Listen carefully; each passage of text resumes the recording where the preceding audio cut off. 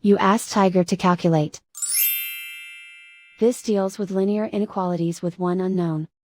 The final result is x greater than -4. Let's solve it step by step. Group all constants on the right side of the inequality.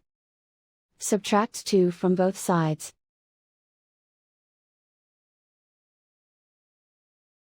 Group like terms.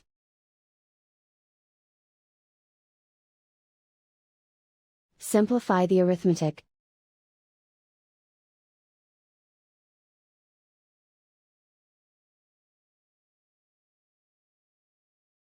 Isolate the x.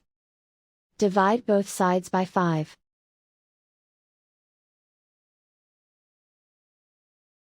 Simplify the fraction.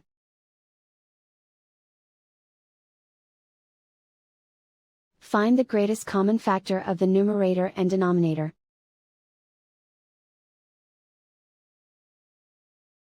Factor out and cancel the greatest common factor.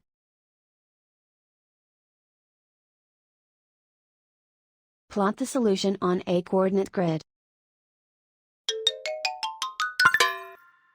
And so the final result is x greater than -4.